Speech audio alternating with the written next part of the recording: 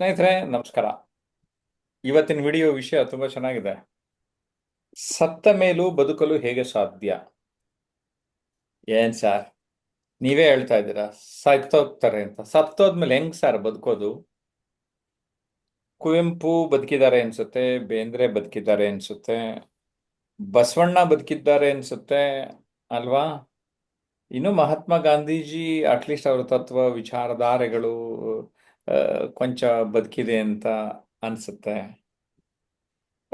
Shakespeare ಅವರು ಬದುಕಿದ ಕಾಲದಲ್ಲಿ ಅವರು ಅಷ್ಟು ದೊಡ್ಡ ನಾಟಕಾರ ಅಂತ ಗೊತ್ತೇ ಇರಲಿಲ್ವಂತೆ. ನನಗೊಬ್ಬರು ಪ್ರೊಫೆಸರ್ ವಿಡೇಕರ್ ಹೇಳಿದ್ರು, ಅವ್ರು ಸತ್ತು 150 ವರ್ಷ ಆದ್ಮೇಲೆ ಶೇಕ್ಸ್ಪಿಯರ್ ಬಗ್ಗೆ ಒಬ್ಬ ಅಧ್ಯಯನ ಮಾಡದಂತೆ. ಅವನು ಇಡೀ ಪ್ರಪಂಚಕ್ಕೆ ಶೇಕ್ಸ್ಪಿಯರ್ ಎಂತ ಒಂದು ದೊಡ್ಡವನಿದ್ದ ಅಂತ. ನಮ್ಮ ಜೀವಿತ ಕಾಲದಲ್ಲಿಯೂ ಕೂಡ ಎಷ್ಟೋ ಜನ ಸಾಧಕರಿದ್ದಾರೆ, ಆದ್ರೆ ಅವರ ನಾವು ನೋಡೋದಿಲ್ಲ, ಮರ್ತು ಬಿಡ್ತೀವಿ. ಅಥವಾ ಅವ್ರು ಸತ್ತ ನಂತರ ಹೊಗಳುವಂಥದ್ದೆಲ್ಲ ಮಾಡ್ತೀವಿ. ಅದೊಂದು ಸ್ವಲ್ಪ ಕೊಂಚ ವಿಚಾರಧಾರೆಗಳನ್ನ, ಚಿಂತನೆಗಳನ್ನ ಹೊರಗೆ ಹಚ್ಚುವ ಸಲುವಾಗಿ ಈ ವಿಷಯ ತಗೊಂಡಿನಿ. ಓಕೆ ಸರ್, ನೀವೇನ್ ಮಾಡಕ್ ಹೊರಟಿದ್ದೀರಿ ಸರ್? ನಾನು ಒಂದಂತೂ ಮಾಡಕ್ ಹೊರಟಿದ್ದೀನಿ. ನಾನು ಬರವಣಿಗೆ ಬರಿತಾ ಇರೋದ್ರಿಂದ, ಅದಕ್ಕೂ ಜನ ಪರಿವರ್ತನೆ ಆಗುವಂತ ಕೃತಿಗಳನ್ನು ಬರಿತಾ ಇರೋದ್ರಿಂದ ಸ್ವಲ್ಪ ವರ್ಷ ಏನಾದ್ರು ನನ್ನ ನೆನೆಸ್ಕೋಬಹುದು ನಾನು ಹೋದ್ಮೇಲೆ ಅಂತ ನಾನು ಭಾವಿಸಿದ್ದೀನಿ. ಜೊತೆಗೆ ಈ ಸೋಷಿಯಲ್ ಮೀಡಿಯಾ ಹೇಗೆ ಹೆಂಗ್ ಬೆಳ್ಕೊಂಡು ಹೋಗಿರುತ್ತೆ ಗೊತ್ತಿಲ್ಲ. ನಾನು ದೂರದರ್ಶನಕ್ಕೆ ಇಂಟರ್ವ್ಯೂ ಮಾಡಿರೋ ವಿಡಿಯೋಗಳನ್ನ ರೆಕಾರ್ಡ್ ಮಾಡ್ಕೊಂಡಿದ್ದೆ. ಅದನ್ನ ಯೂಟ್ಯೂಬ್ಗೆ ಒಂದು 300 ವಿಡಿಯೋಗಳು ಹಾಕಿದ್ದೀನಿ. ಅದೆಲ್ಲ ಒಂದ್ಸರಿ ಆ ಕಾರ್ಯಕ್ರಮ ಮುಗ್ದೋಗಿರುತ್ತೆ. ಬಟ್ ಆದ್ರೆ ನಮ್ಮ ಈಗ ಈಗಲೂ ಆ ವಿಡಿಯೋಗಳು ನೋಡಿದ್ರೆ ನಿಜವಾಗ್ಲೂ ಈಗಲೇ ಎಷ್ಟೊಂದು ಜನ ತೀರ್ಕೊಂಡಿರೋರೆಲ್ಲ ಕಣ್ಮುಂದೆ ಬಂದಂಗೆ ಆಗ್ಬಿಡುತ್ತಾರೆ. ಸೊ ನಾವು ಆ ರೀತಿ ಎಲ್ಲ ಆಲೋಚನೆ ಮಾಡ್ತಾ ಇರ್ತೀವಿ. ಒಂದ್ ಸ್ವಲ್ಪ ಯೋಚನೆ ಮಾಡ್ಲಿ ನೀವುನು ಅಂತ. ಲೈಫ್ ಅಂದ್ರೆ ಏನು? Date of birth, date of death, ಇದರ ನಡುವೆ. ಸೊ ಈ ಡೇಟ್ ಆಫ್ ಬರ್ತ್, ಈ ಡೇಟ್ ಆಫ್ ಡೆತ್ ನಡುವೆ ನಾವು ABCD ನಲ್ಲಿ ಎ ಅಂದ್ರೆ A1 ಆಗಿರ್ಬೇಕು, ಬಿ ಅಂದ್ರೆ ಬರ್ತ್, ಡಿ ಅಂದ್ರೆ ಡೆತ್, ಸಿ ಅಂದ್ರೆ ಚಾಯ್ಸ್. ಈ ಬದುಕೋ ರೀತಿ ನೀತಿಗೆ ನಿಮಗೆ ಆಯ್ಕೆ ಇದೆ ಸ್ನೇಹಿತರೆ.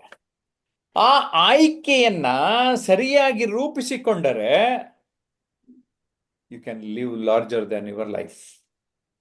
ಅಂದರೆ ನಿಮ್ಮ ಬದುಕನ್ನ ಹಿಗ್ಗಿಸಿಕೊಳ್ಳೋದಕ್ಕೆ ಸಾಧ್ಯತೆ ಇದೆ. ಆಯಸ್ಸು ಜಾಸ್ತಿ ಮಾಡಿಕೊಳ್ಳೋದು ಒಂದು ಲೆವೆಲ್ವರೆಗೂ ನಿಮ್ಮ ಕಂಟ್ರೋಲ್ ಇರುತ್ತೆ. ಆರೋಗ್ಯ, ವ್ಯಾಯಾಮ ಇವೆಲ್ಲ ಮಾಡಿದ್ರೆ ಒಂದು ಸ್ವಲ್ಪ ಪ್ರೊಲಾಂಗ್ ಆಗುತ್ತೆ ಅಷ್ಟೇ. ಯಾಕೆ ಬರೀ ಸ್ಮೈಲ್ ರೆಗ್ಯುಲರ್ ಆಗಿ ಮಾಡಿದ್ರೆ 2 ರಿಂದ 3 ವರ್ಷ ಆಯಸ್ ಜಾಸ್ತಿ ಅಂತ ನನಗನ್ಸಿದೆ. ಅದ್ರ ಜೊತೆಗೆ if you are very comfortable, if you are very positive, ಒಂಥರ ನೀವು ಇನ್ನೊಬ್ರಿಗೆ ಕೆಟ್ಟದ್ದು ಬಯಸದೇ ಇದ್ರೆ 4-5 ವರ್ಷ ಆಯುಸ್ ಜಾಸ್ತಿ ಆಗತ್ತೆ ಅಂತ ಅನ್ಸಿದೆ ನನಗೆ. ಕೊಟ್ಟು ಹೇಳ್ಕೊಡ್ತಾ ಇದ್ದೀನಿ. ಓಕೆ. ಆ ಈಗ ನೋಡಿ, ಗುರ್ರ ಅಂತ ಒಂಚೂರು ಅಂದ್ರೂ ಅವ್ರ ಮುಖ ಕಾಣಿಸತ್ತಿರ್ಲಿ. ಒಂದು ಸಣ್ಣ ಸಣ್ಣ ಇದ್ದಿದ್ರು ನಾನು. ಈಗ ಹಾಗಾದ್ರೆ ಸರ್, ಜೀವನ ಹೇಗೆ ಬದುಕಬೇಕು? ಎಲ್ರಿಗೂ ಸಮಸ್ಯೆಗಳಿರ್ತದಲ್ಲ, ಯಾರಿಗ್ರಿ ಸಮಸ್ಯೆ ಇರಲ್ಲ?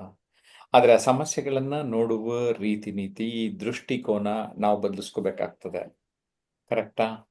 ಆ ದೃಷ್ಟಿಕೋನದ ಮಹತ್ವವನ್ನ ಅರ್ಥಕೊಂಡು ಈಗ ಇರೋ ಕಾಲದಲ್ಲಿ ನಿಮ್ ನಂತರನು ಏನಾದ್ರು ಉಳಿಯೋ ಕೆಲಸ. ಈಗ ಇವತ್ತಿನ ಪೇಪರಲ್ಲಿ ನೋಡಿದೆ, ವಿಮಲಾ ರಂಗಾಚಾರ್ ಅನ್ನೋರು ನಿಧನ ಹೊಂದಿದ್ದಾರೆ ಅಂತ. ನಾನು ಯುವ ಬರಹಗಾರರ ಕಲಾವಿದ್ರ ಬಳಗದ ಅಧ್ಯಕ್ಷರಾಗಿದ್ದ ಕಾಲದಲ್ಲೇನೆ ಆಕೆ ವೆರಿ ಆಕ್ಟಿವ್. ಅಂದ್ರೆ ನಾನು 91 to 2001 ಕತೆ ಹೇಳ್ತಾ ಇದ್ದೇನೆ. ಸೊ 25 ವರ್ಷದ ಹಿಂದೆ ಆಕೆ ಆಕ್ಟಿವ್ ಆಗಿರೋದು, ಕೆಲವು ಕಾರ್ಯಕ್ರಮದಲ್ಲಿ ಅತಿಥಿಯಾಗಿ ಹೋಗೋದು ಮಾಡೋದು, ಆಕ್ಟಿವ್ ಆಗಿರೋದನ್ನ ನೋಡಿದ್ದೆ. ಬೆಳಿಗ್ಗೆ ನೋಡಿದ ತಕ್ಷಣ ನಂಗೆ ನೆನಪಾಯ್ತು. ಅಲ್ಲಿ ಹೇಳಿದ್ರು, ಸೇವಾ ಸದನವನ್ನ ಆರಂಭಿಸಿದ್ರು ಆಕೆ. ಆಮೇಲೆ ಇನ್ಯಾವುದೋ ಚಟುವಟಿಕೆಗಳನ್ನ ಮಾಡಿದ್ರು. ಆ ಸಂಘಟನೆ ಹುಟ್ಟೋದಕ್ಕೆ ಇವರಿಂದ ಕಾರಣ ಅಂತ ಇವತ್ತು ಪ್ರಜಾವಾಣಿಯಲ್ಲಿ ಲೇಖನ ಇತ್ತು. ಸೊ ಯಾಕೆ ಈ ಮಾತು ಹೇಳ್ತಾ ಇದ್ದೇನೆ? ನಾವು ಏನಾದ್ರೂ ಕನ್ಸ್ಟ್ರಕ್ಟಿವ್ ಆಗಿ ಕೆಲಸ ಮಾಡಿದಾಗ, ಕನ್ಸ್ಟ್ರಕ್ಟಿವ್ ರಚನಾತ್ಮಕ ಚಟುವಟಿಕೆಗಳನ್ನ ಮಾಡಿದಾಗ ಸತ್ತ ನಂತರವೂ ನಮ್ಮನ್ನ ಜ್ಞಾಪಿಸ್ಕೊಳ್ತಾರೆ. KM ಮುನ್ಷಿ ಭಾರತೀಯ ವಿದ್ಯಾಭವನವನ್ನ ಆರಂಭ ಮಾಡಿದ್ರು. ಆದ್ರೆ ಭಾರತೀಯ ವಿದ್ಯಾಭವನದ ಶಾಖೆಗಳು ಈಗ ಕರ್ನಾಟಕ ದೇಶದ ಎಲ್ಲರ ಭಾಗಗಳಲ್ಲಿ ಇದೆ. ಅಂದ್ರೆ ಏನಾದ್ರೂ ಒಂದು ಚಟುವಟಿಕೆ ಮಾಡಿದ್ರು, ಒಂದು ಮೂಮೆಂಟ್ ಅಂತ ಮಾಡಿದ್ರು, ಒಂದು ವಿಚಾರಧಾರೆಯನ್ನ ಇಟ್ಟುಕೊಳ್ಳುವುದರ ಜೊತೆಗೆ ಅದರ ಕಡೆಗೆ ನಾವು ಕಡೆಗಳಿಗೆಯವರೆಗೆ ನಾವು ಇದ್ದರೆ. ಅಬ್ದುಲ್ ಕಲಾಂನ ನನ್ಗನ್ಸುತ್ತೆ ತಕ್ಷಣಕ್ಕೆ ನಾವು ಯಾರು ಮರೆಯೋಲ್ಲ. ಅಧ್ಯಕ್ಷ ಪದವಿಗೋದ್ರು ಅನ್ನೋದಷ್ಟೇ ಅಲ್ಲ, ಮಕ್ಕಳ ಜೊತೆ ಹೇಗೆ ಒಡನಾಟ ಮಾಡ್ತಾ ಇದ್ರು, ಅವ್ರು ಹೇಳಿದ ಮಾತುಗಳು ಹೇಗೆ ಮುತ್ತಾಯ್ತು ಅಂತ. ಕರೆಕ್ಟ್. ಜ್ಞಾಪಕ ಬರ್ತಿದ್ದಂಗೆ ಕೆಲವು ಕೋಟ್ಸ್ ಹೇಳ್ತೀವಿ ಕೆಲವರದು. ಏಳಿ ಎದ್ದೇಳಿ ಗುರಿ ಮುಟ್ಟುವ ತನಕ ನಿಲ್ಲದಿರಿ ಅಂತೀವಿ. ನಮ್ಮ ಸ್ವಾಮಿ ವಿವೇಕಾನಂದ ನಮ್ಮ ಕಣ್ಮುಂದೆ ಎದುರುಗಡೆ ಬಂದಂಗೆ ಅನ್ಸುತ್ತೆ. ಅವರು ಹೇಳಿರುವ ಹೇಳಿಕೆಗಳನ್ನ ಗಮನಿಸಿದ್ರೆ, ಯಾರಾದರೂ ಡೌನ್ ಆಗಿದ್ರೆ ಆ ಹೇಳಿಕೆಗಳನ್ನ ಅವ್ರಿಗೆ ಹೇಳಿದ್ರೆ ಅವ್ರ ಜೀವನದಲ್ಲಿ ಆತ್ಮವಿಶ್ವಾಸವನ್ನ, ಆತ್ಮಸ್ಥೈರ್ಯವನ್ನ ರೂಢಿಸ್ಕೊಳ್ಳೋದಕ್ಕೆ ಸಾಧ್ಯ ಇರುತ್ತೆ ಅನ್ನೋದನ್ನ ನಾನು ಗಮನಿಸಿದ್ದೇನೆ. ಕರೆಕ್ಟ್. ಇವತ್ತಿಂದ ಈ ವಿಡಿಯೋ ನೋಡ್ತಾ ಇದ್ದೀರಿ, ಪೂರ್ತಿ ವಿಡಿಯೋ ನೋಡಿ. ಅದಾದ್ಮೇಲೆ ನಮ್ಮ ಎಲ್ಲ ಚಾನಲ್ನ ಎಲ್ಲ ವಿಡಿಯೋಗಳನ್ನ ನೋಡ್ತಾ ಬನ್ನಿ. ಜಯಪ್ರಕಾಶ್ ನಾಗ್ತಿಹಳ್ಳಿ ಯೂಟ್ಯೂಬ್ ಚಾನಲ್ಗೆ you can join as a member just by paying 99 rupees. 99 ರೂಪಾಯಿ ಕೊಟ್ಟು ಯೂಟ್ಯೂಬ್ನಲ್ಲಿ ಮೆಂಬರ್ ಆಗ್ಬೋದು. ನಿಮ್ಗೆ ಸ್ವಲ್ಪ ಸ್ಪೆಷಲ್ ವಿಡಿಯೋಗಳು ಮಾಡಿದ್ದು ನಿಮಗೆ ಸಿಗ್ತದೆ. ಆನ್ಲೈನ್ ಆರ್ ಆಫ್ಲೈನ್ ಕ್ಲಾಸ್ಗೆ ಬರಬೇಕು ಅಂದರೆ 9341259267ಗೆ ಕರೆ ಮಾಡಬೇಕು ಅಂತ ಹೇಳ್ತಾ, ಈ ವಿಚಾರದ ಬಗ್ಗೆ ನಾನೇನು ಗೊತ್ತಾ, ನಾನೇ ಯಾವಾಗಲೂ ಮಾತಾಡ್ತಾ ಇದ್ರೆ ಹೇಗೆ ಅಲ್ವಾ, ನಮ್ಮ ಯೂಟ್ಯೂಬ್ ನೋಡ್ತಾ ಇದ್ರೆ ಗೊತ್ತಿರುತ್ತೆ, ನಮ್ಮ ಆನ್ಲೈನ್ ಸ್ಟೂಡೆಂಟ್ಸ್ನ ಎಲ್ಲರನ್ನೂ ಮಾತಾಡಿಸ್ತಾ ಇರ್ತಾನೆ. ಇವ್ರನ್ನೆಲ್ಲರನ್ನೂ ಸ್ಟಾರ್ ಮಾಡಬೇಕು ಅಂತ ಅನ್ಕೊಂಡಿದ್ದೀನಿ. ಅದಕ್ಕೆ ಇಲ್ಲಿ ವಿಜಯಪುರದ ಒಬ್ಬ ಸ್ಟಾರ್ ಸ್ಪೀಕರ್ ನೇತ್ರಾವತಿ ಯೋಗ ಶಿಕ್ಷಕಿ ಏನ್ ಹೇಳ್ತಾರೆ ನೋಡೋಣ. ನಮಸ್ಕಾರ ಸರ್. ಇವತ್ತು ಜಯಪ್ರಕಾಶ್ ನಾಗ್ತಿಹಳ್ಳಿ ಯೂಟ್ಯೂಬ್ ಚಾನಲ್ಗೆ ಸ್ವಾಗತವನ್ನು ಕೋರುತ್ತಾ ಇವತ್ತಿನ ವಿಷಯದ ಬಗ್ಗೆ ಚರ್ಚೆ ಮಾಡೋಣ ಸ್ನೇಹಿತರೆ. ಇವತ್ತಿನ ವಿಷಯದ ಕುರಿತು ಏನಂತಂದ್ರ, ಸತ್ತ ಮೇಲೂ ಬದುಕಲು ಹೇಗೆ ಸಾಧ್ಯ ಅಂತ ಹೇಳಿ. ಮನುಷ್ಯ ಸಾವು ಅನ್ನೋದು ಎಲ್ಲರಿಗೂ ಇರುತ್ತದೆ. ಅಂದ್ರೆ ಹುಟ್ಟಿದ ಜೀವ ಒಮ್ಮೆ ಸಾಯಲೇಬೇಕು, ಹುಟ್ಟಿದ ಜೀವಿ. ಮತ್ತೆ ಸತ್ತ ಮೇಲೂ ಮತ್ತೆ ಜೀವಂತವಾಗಿರುವಂತ ಯಾವ ತರ ಇಟ್ಕೋಬಹುದು ಆ ವ್ಯಕ್ತಿಯನ್ನು, ಯಾವ ಸ್ಮರಣೆಗೋಸ್ಕರ ಇಟ್ಟಿರ್ತಾರಂತ ಈ ವಿಷಯದ ಬಗ್ಗೆ ಚರ್ಚೆಯನ್ನು ಮೊದಲು ನಾನು ನಮ್ಮ ಸ್ನೇಹಿತರಾದಂತ ಮಂಜುನಾಥ್ ಸರ್ ಅನ್ನು ಮಾತಾಡ್ಸೋಣ. ನಮಸ್ತೆ ಸರ್. ನಮಸ್ತೆ ಮೇಡಮ್. ಇದು ಬಹಳ ಒಳ್ಳೆ ವಿಚಾರ ಮೇಡಮ್. ಸತ್ತ ಮೇಲೂ ಬದುಕುವುದು, ಇದು ನನ್ನ ಕನಸು ಕೂಡ ಮೇಡಮ್. ನಾ ಎಲ್ರಿಗೂ ಹೇಳ್ತಾ ಇರ್ತೀನಿ, ನಾವ್ ಇರ್ತೀವಿ ಒಂದು 100 ವರ್ಷ ಬದುಕೋದಿಲ್ಲ, ಬದುಕೋದು ಎಷ್ಟು ವರ್ಷ ಅಂತ ಗ್ಯಾರಂಟಿ ಇಲ್ಲ. ಹುಟ್ಟು ಉಚಿತ, ಸಾವು ಖಚಿತ ಅಂತ. ಹುಟ್ತೀವಿ ಮೇಡಮ್, ಸಾಯ್ತೀವಿ. ಬಟ್ ಆ ಮಿಡಲ್ ಆಫ್ ದ ಟೈಮ್ ನಾವ್ ಏನಿದೀವಿ, ನಾವ್ ಒಂದ್ ದೊಡ್ಡ ಸಾಧನೆ ಮಾಡಕ್ ಆಗದೆ ಹೋದ್ರು ನಮ್ ಕೈಲಿ ಆಗುವಂತ ಸಾಧನೆ, ಒಂದು 4 ಜನ ನಾವು ಸತ್ತಾಗ ನಮ್ಮನ್ನ ನೆನಪು ಮಾಡ್ಕೊಳ್ಬೇಕು ಅನ್ನೋದೇ ನನ್ನ ಒಂದು ಬಹಳನೇ ನನ್ನ ವೈಯಕ್ತಿಕ ವಿಚಾರ ಮೇಡಮ್. ನಾನು ಬಹಳ ಎಲ್ರಿಗೂ ಕೂಡ ಹೇಳ್ತಾ ಇರ್ತೀನಿ ನಾವು ವಿಚಾರನ. ಹಾಗೆ ಇವತ್ತು ನಾವು ಉದಾಹರಣೆಗೆ ನೋಡ್ಬೇಕು ಅಂದ್ರೆ ಮೇಡಮ್, ನಾವು ಕಂಡಂಗೆ ಒಂದು ಸತ್ ಮೇಲೂ ಕೂಡ ಬದುಕಿರುವಂತ ವ್ಯಕ್ತಿಗಳು ನಮ್ಮ ಪುನೀತ್ ರಾಜ್ಕುಮಾರ್ ಅವರು ಮೇಡಮ್. ಒಂದು ತಾಜಾ ಉದಾಹರಣೆ. ಅವ್ರು ಬದುಕಿರುವಾಗ ಅವ್ರಿಗೆ ಅಷ್ಟು ಸೇವೆ ಮಾಡಿದ್ದಾರೆ, ಅಷ್ಟು ಬಡ ಮಕ್ಳಿಗೆ ವಿದ್ಯಾಭ್ಯಾಸಕ್ಕೆಲ್ಲ ಮಾಡಿದ್ದಾರೆ, ಒಂದು ದಾನ ಧರ್ಮ ಮಾಡಿದ್ದಾರೆ ಅನ್ನೋದು ಯಾರು ಕೂಡ ನೋಡಿರ್ಲಿಲ್ಲ ಮೇಡಮ್, ಯಾರು ಕೂಡ ಗೊತ್ತಿರ್ಲಿಲ್ಲ. ಆ ಮನುಷ್ಯ ಇವತ್ತು ಸತ್ತಿದಾನೆ ಅಂತ ಯಾರಿಗಾರು ತಿಳಿಯುತ್ತಾ ಮೇಡಮ್? ಇಡೀ ನಮ್ಮ ರಾಜ್ಯ ಅಲ್ಲ ಮೇಡಮ್, ಇಡೀ ದೇಶದಲ್ಲಿ ಯಾರು ಕೂಡ ಒಪ್ಕೊಳ್ಳಿಕ್ಕೆ ಸಿದ್ಧ ಇಲ್ಲ. ಅದು ದೇಹಕ್ಕಷ್ಟೇ ಮೇಡಮ್ ಆಗಿರೋದು. ದೇಹ ಹೋಗಿದೆ, ಪ್ರಾಣ ಹೋಗಿದೆ, ಬಟ್ ಆ ಹೆಸರು ಹಾಗೆ ಉಳಿದಿದೆ. ಆ ರೀತಿ ನಾವು ಕೂಡ ಅಷ್ಟು ದೊಡ್ಡ ಮಟ್ಟದಲ್ಲಿ ಆಗದೆ ಹೋದ್ರು ಕೂಡ ನಾವು ಏನೋ ಒಂದು ಪ್ರಯತ್ನ ಪಟ್ರೆ ನಮ್ ಕೈಯಲ್ಲಾಗುವಂತದ್ದು, ನಮ್ಮ ಶಕ್ತಿ ಎಷ್ಟಾಗತ್ತೆ ಅಷ್ಟು ನಾವು ಕೂಡ ಒಂದು ಹೆಸರು ಮಾಡಿ ಒಂದು 4-6 ಜನಕ್ಕೆ ಒಂದು ಒಳ್ಳೇದ್ ಮಾಡಿದ್ರೆ, ಒಳ್ಳೆ ಮನುಷ್ಯ ಸತ್ತೋದಪ್ಪ ಅಂತ ಹೇಳ್ತಾರೆ. ಆಗ ನಾವು ಸತ್ತಂಗಲ್ಲ ಮೇಡಮ್, ನಾವು ಇನ್ನೂ ಬದುಕಿರೋ ಹಂಗೆ ಲೆಕ್ಕ ಅಂತ ನನ್ನ ವೈಯಕ್ತಿಕ ಅಭಿಪ್ರಾಯ ತಿಳಿಸಕ್ಕೆ ಇಚ್ಛೆ ಪಡ್ತೀನಿ. ನನ್ಗೆ ಮಾತಾಡೋಕೆ ಅವಕಾಶ ಕೊಟ್ಟಿದ್ದಕ್ಕೆ ತಮಗೂ ಕೂಡ ಧನ್ಯವಾದಗಳು ತಿಳಿಸ್ತೀನಿ ಮೇಡಮ್. ಧನ್ಯವಾದಗಳು ಸರ್. ತುಂಬಾ ಸೊಗಸಾಗಿ ನಿಮ್ಮದೇ ಆದಂತ ಒಂದು ಶೈಲಿಯಲ್ಲಿ ತುಂಬಾ ಚೆನ್ನಾಗಿ ಪುನೀತ್ ರಾಜ್ಕುಮಾರ್ ಅವರ ಉದಾಹರಣೆಯನ್ನು ತೆಗೆದುಕೊಂಡು ಬಾ ಚೆನ್ನಾಗಿ ಹೇಳಿದ್ರಿ. ಪುನೀತ್ ರಾಜ್ಕುಮಾರ್ ಅಂತ ಹೇಳಿ ನಮ್ಗೆ ಫಸ್ಟ್ ನೆನಪು ಬರೋದವ್ರು ಸ್ಮೈಲ್ ಮುಖದಲ್ಲಿ, ಅವ್ರ ನಗುಮುಖ ತುಂಬಾ ಚೆನ್ನಾಗಿ ಅವರು ಹೇಳಿದ್ರೆ. ಅವರು ಈಗ ಇಲ್ಲ, ಅವ್ರ ಪ್ರಾಣ ಮತ್ತು ಶರೀರ ಇಲ್ಲದೆ ಇರಬಹುದು, ಅವ್ರು ಸಾಧನೆ ಮಾಡಿದಂತ ನೋಡ್ತಾ ಇರ್ತಿರ್ತೀವಿ. ಬಹಳ ಖುಷಿ ಅನಿಸ್ತದ ಅವ್ರದ್ದು ಯಾವುದೇ ಅಲ್ಲಿ ಅವರ ಜ್ಞಾನ ಎಲ್ಲ. ಮತ್ತೆ ಈಗ ಮುಂದೆ ಕಟ್ಟೆ ಯರಿಸ್ವಾಮಿ ಸರ್ ಅವರು ಏನ್ ಹೇಳ್ತಾರಂತ ನೋಡೋಣ. ಇನ್ನೊಬ್ಬ ಸ್ನೇಹಿತರಾದಂತ ನಮಸ್ತೆ ಸರ್. ನಮಸ್ಕಾರ ಎಲ್ರಿಗೂ. ಸತ್ತ ಮೇಲೆ ಬದುಕಲು ಹೇಗೆ ಸಾಧ್ಯ? ಹೌದು, ಸತ್ತ ಮೇಲೆ ಕೂಡ ನಾವು ನಮ್ಮ ಒಂದು ಬದುಕನ್ನ ನಾವು ಸಾಧಿಸ್ಲಿಕ್ಕೆ ಸಾಕಷ್ಟು ನಾವು ಈಗಿನ ಜ್ಞಾನಿಗಳನ್ನ ನಾವು ನೋಡ್ಬೋದಾಗ್ತದೆ. ಉದಾಹರಣೆಗೆ, ಈಗ ಒಬ್ಬ ವ್ಯಕ್ತಿ ದೈಹಿಕವಾಗಿ ಇಲ್ದಿದ್ರು ಪರವಾಗಿಲ್ಲ, ಅವರ ಒಂದು ಕೃತಿಗಳು, ಅವರ ಸ್ಮೃತಿಗಳು ಸಮಾಜದಲ್ಲಿ ಅವರ ಪ್ರಭಾವವನ್ನು ಇಂದಿಗೂ ಜೀವಂತವಾಗಿ ಇರ್ತವೆ. ಉದಾಹರಣೆಗೆ, ನಮ್ಮ ಈ ಮಹಾತ್ಮ ಗಾಂಧೀಜಿ ನಾವು ನೋಡೋದಾದ್ರೆ 1947ರಲ್ಲಿ ನಾವು ಆಗಸ್ಟ್ 15 ಬಂತಂದ್ರೆ ಅವ್ರನ್ನ ನಾವು ಸ್ಮರಣೆ ಮಾಡ್ತೀವಿ. ಸ್ವಾತಂತ್ರ್ಯ ತಂದ್ಕೊಟ್ರು. ಹಾಗೆ ಇನ್ನೊಬ್ರು ನಮ್ಮ ಡಾಕ್ಟರ್ BR ಅಂಬೇಡ್ಕರ್ ಅವರು ಕೂಡ ಈಗಾಗಲೇ ಮರಣ ಹೊಂದಿದ್ರು ಕೂಡ ಇವತ್ತು ಅವರು ಒಂದು ಸಂವಿಧಾನದ ಮೂಲಕ ಒಂದು ತತ್ವಗಳು, ನಮ್ಮ ಸಂವಿಧಾನದಲ್ಲಿ ನಾವು ಯಾವ ರೀತಿ ನಮ್ಮ ಜೀವನದಲ್ಲಿ ನಾವು ಸಂವಿಧಾನ ತತ್ವಗಳನ್ನು ಅಳವಡಿಸ್ಕೊಳ್ಬೇಕಂತೇಳಿ ಅವರೊಂದು ಸಂವಿಧಾನದ ತತ್ವವನ್ನು ತಂದಿದ್ದಾರೆ. ಇನ್ನು ನಮ್ಮ ಮೇರು ನಟ ಡಾಕ್ಟರ್ ರಾಜ್ಕುಮಾರ್ ಬಗ್ಗೆ ನಾವು ನೋಡೋದಾದ್ರೆ ಅವರು ಸಾಕಷ್ಟು ಸಿನಿಮಾಗಳನ್ನ ತಂದಿದ್ದಾರೆ. ಇವತ್ತು ಆ ಸಿನಿಮಾಗಳನ್ನ ನೋಡೇ ನಾವು ಸಾಕಷ್ಟು ಅಳವಡಿಸ್ಕೊಳ್ಬೇಕಾಗ್ತದೆ.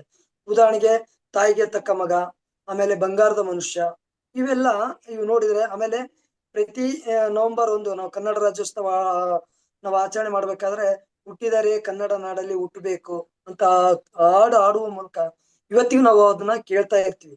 ಅದೇ ರೀತಿ ನಾವು ಆಡುವ ನುಡಿಯೇ ಗಂಧದ ಗುಡಿ, ಅದು ಕೂಡ ನಾವು ಇವತ್ತಿಗೂ ಪ್ರತಿ ನವೆಂಬರ್ 1ರಿಂದ ನಾವು ಕೇಳ್ತಾ ಇರ್ತೀವಿ. ಯಾಕಂದ್ರೆ ಇವತ್ತಿಗೂ ಅವು ಜೀವಂತವಾಗಿ ಇದಾವೆ.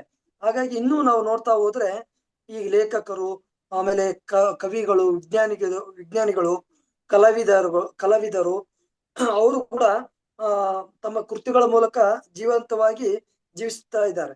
ಉದಾಹರಣೆಗೆ ಈ ಪುಟ್ಟಣ್ಣ ಕಣಗಾಲ್ ಅವರು ಕೂಡ ಅವರ ಚಿತ್ರಗಳನ್ನ ನಾವು ನೋಡ್ತಾ ಹೋಗ್ಬೋದು. ಹಾಗೆ ನಮ್ಮ ಕುವೆಂಪು ಅವರ ಕವನಗಳನ್ನ ಕೂಡ ನಾವು ಕೇಳ್ತಾ ಇರ್ಬೋದು. ಹಾಗೆ ಶೇಕ್ಸ್ಪಿಯರ್ ಅವರ ನಾಟಕಗಳನ್ನು ಕೂಡ ನಾವು ಇವತ್ತಿಗೂ ಪ್ರೇರಣೆ ಮಾಡುವ ಮೂಲಕ ನಾವು ಜನರನ್ನು ಕೂಡ ಅವು ಪ್ರೇರೇಪಿಸುತ್ತವೆ. ಹಾಗಾಗಿ ಸತ್ತ ಮೇಲೂ ನಾವು ಬದುಕ್ಬೇಕಂದ್ರೆ ಏನಾದ್ರೂ ಒಂದು ಮಾಡಿ ಹೋಗ್ಬೇಕು. ಇವತ್ತು ಎಷ್ಟೋ ಮಂದಿ ಹುಟ್ಟಲಾರದೆ ಸತ್ತೋದ್ರು. ಹಾಗಾಗಿ ನಾವು ಹುಟ್ಟಿದ್ಮೇಲೆ ಏನಾದ್ರೂ ಒಂದು ಮಾಡಿ ಹೋಗ್ಬೇಕಂತ ಹೇಳಕ್ ಇಷ್ಟಪಡ್ತೀನಿ. ಧನ್ಯವಾದ ಮೇಡಮ್. ಧನ್ಯವಾದಗಳು ಸರ್, ತುಂಬಾ ಚೆನ್ನಾಗಿ ಹೇಳಿದ್ರಿ. ನಿಮ್ದ ಯಾವ್ದು ಉದಾಹರಣೆ ಸಹಿತವಾಗಿ ಹೇಳಿದ್ರಿ. ಅಂದ್ರ ಮಹಾತ್ಮ ಗಾಂಧೀಜಿ ಅವ್ರನ್ನ ಸ್ವಾತಂತ್ರ್ಯ ದಿನಾಚರಣೆ ಬಂದ ನಂತರ ನೆನೆಸ್ಕೋತೀವಿ, ಯಾವಾಗಲೂ ನೆನೆಸ್ಕೋತೀವಿ. ಮತ್ತೆ ಅಂಬೇಡ್ಕರ್ ಅವ್ರನ್ನ ಸಂವಿಧಾನ ಶಿಲ್ಪಿ ಅಂತ ಅವರನ್ನು ಯಾವ ತರ ಅಪಾರವಾದ ಜ್ಞಾನವನ್ನು ತಮ್ಮದ ಸಮಯವನ್ನು ಎಲ್ಲ ಓದುವ ಸಲುವಾಗಿನೇ ಇಟ್ಟಿದ್ರೇನೋ ಅನಿಸುತ್ತದೆ. ಅಷ್ಟು ಅಪಾರ ಜ್ಞಾನವನ್ನು ಹೊಂದಿದವರು.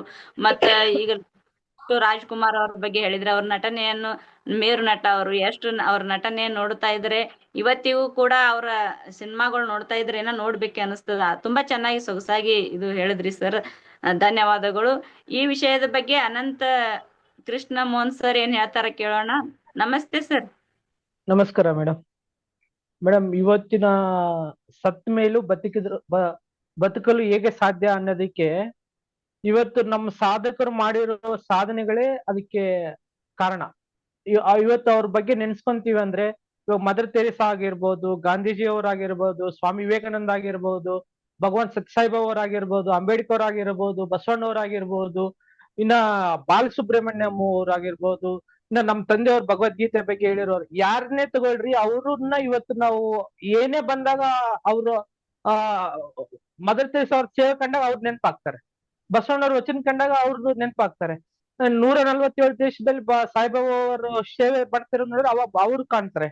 ಇವಾಗ ಇದನ್ನೆಲ್ಲ ನಮ್ ಕಣ್ಮುಂದೆ ಕಾಣ್ತಿರೋದಕ್ಕೆ ಇಂತ ಸಾಧನೆ ಮಾಡಿರೋದನ್ನ ಸತ್ ಮೇಲೆ ಕೂಡ ನಾವು ಅವ್ರ ನೆನ್ಸ್ಕೊಂತೀವಿ ಅಂದ್ರೆ, ನಾವು ಜೀವನದಲ್ಲಿ ಪ್ರತಿದಿನ ಹುಟ್ಟಿದಾಗಿಂದ ಸಾಯೋವರೆಗೆ ದಿನಗಳು ಕಳೀತಾ ಇರ್ತೇವೆ. ಆ ದಿನ, ಆ ಕ್ಷಣ, ಆ ಟೈಮ್ನಲ್ಲಿ ನಾವು ಏನ್ ಮಾಡ್ತಾ ಇದೀವಿ, ಏನ್ ಸಾಧನೆ ಮಾಡ್ತಾ ಇದೀವಿ ಅನ್ನೋದನ್ನ ನಾವು ಒಂದ್ಸರಿ ವಿಚಾರ ಮಾಡ್ಬೇಕು.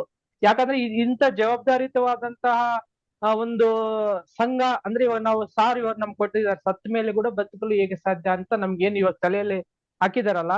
ಸೊ ಪ್ರತಿದಿನ ನಾವು ಪ್ರತಿ ಕ್ಷಣಗಳು ಸುಮ್ನೆ ಅದು ಇದ್ರಲ್ಲಿ ಕಳಿಯೋದು, ಈ ಸೊಸೈಟಿಗೆ ನಮ್ಮದೇ ಆದಂತ ಒಂದು ಸೇವೆ ಈ ಮಾಡಿ ಅದನ್ನ ನಮ್ಮ ಹೆಸರನ್ನ ನಾವು ಕಾಪಾಡ್ಕೊಳ್ಳಕ್ಕೆ ಸತ್ ಮೇಲೆ ಕೂಡ ಉಳಿಬೇಕು ಅನ್ನೋದಕ್ಕೆ ಇದೊಂದು ಮನವರಿಕೆಯ ಒಂದು ಗಂಟೆ ಕೊಟ್ಟಿದಾರ ಅಂತ ಹೇಳಕ್ಕೆ ಇಷ್ಟಪಡ್ತೀನಿ ಮೇಡಮ್. Thank you madam. ಧನ್ಯವಾದಗಳು ಸರ್, ತುಂಬಾ ಚೆನ್ನಾಗಿ ಹೇಳಿದ್ರಿ.